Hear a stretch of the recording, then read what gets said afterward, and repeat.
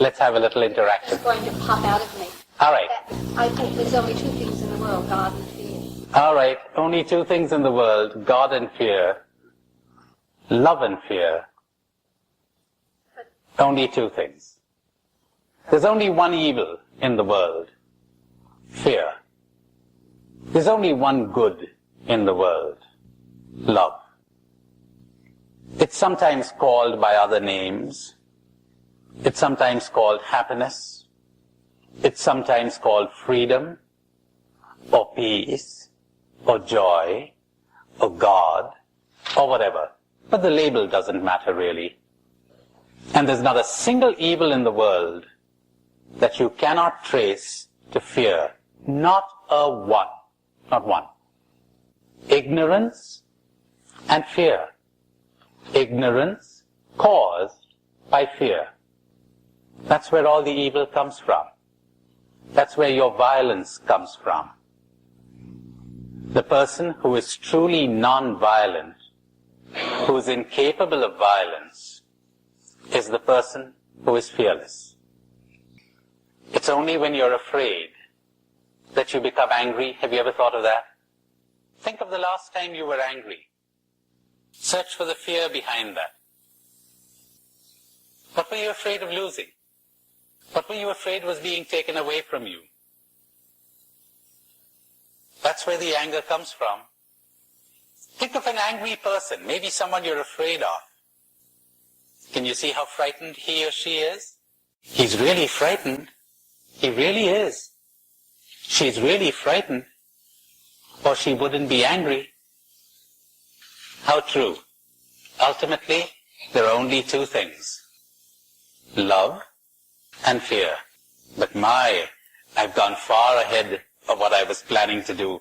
But I'd rather leave it like this. I'd rather leave it unstructured and move from one thing to another and keep returning to themes again and again, because that's the way to grasp what I'm saying maybe, because when it doesn't hit you the first time, it might the second time, and what doesn't hit one person might hit another. So I've got different themes, but they're all about the same thing. Call it awareness, call it love, call it spirituality, or freedom, or awakening, or whatever. It really is the same thing. So to summarize what I said this afternoon, as you begin to observe yourself, self-observation, watching everything inside of you and outside. Oh, I'm going to have a lot to say about that too. Outside, the trees, the stars, the traffic, the faces of friends, the people you're living with, dried leaves, the birds, a pile of stones, water, anything. Observe, watch. You might suddenly stumble upon a whole world you had never seen. And you'd say, God, I've been here all along. How come I never saw this? To watch everything inside of you and outside. And when there's something happening to you, to see it as if it were happening to someone else. With no comment, no judgment, no attitude, no interference, no attempt to change, only to understand. Only to understand.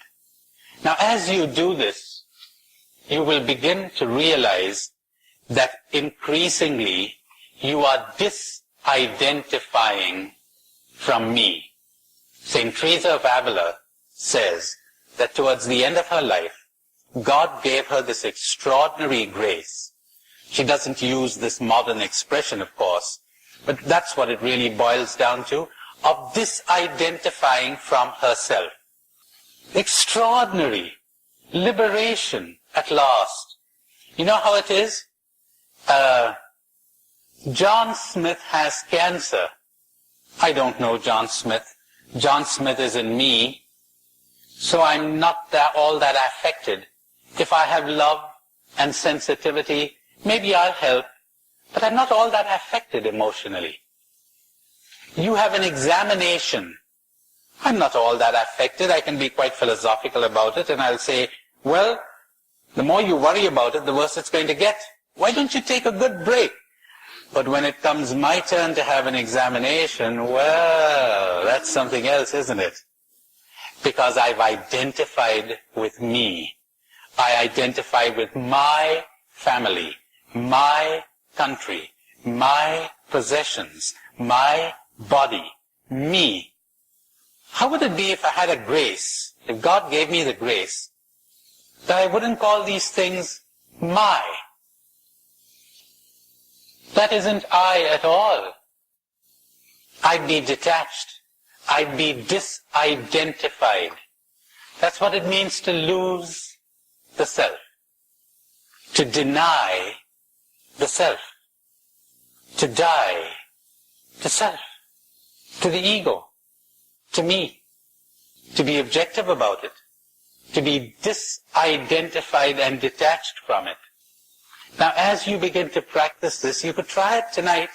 It's not a matter of nerves now or muscles, of tightening your muscles, but as you move around, if you can be aware of what you're doing, if you can be aware of what you're saying, if you can be aware of how you are reacting, what a difference.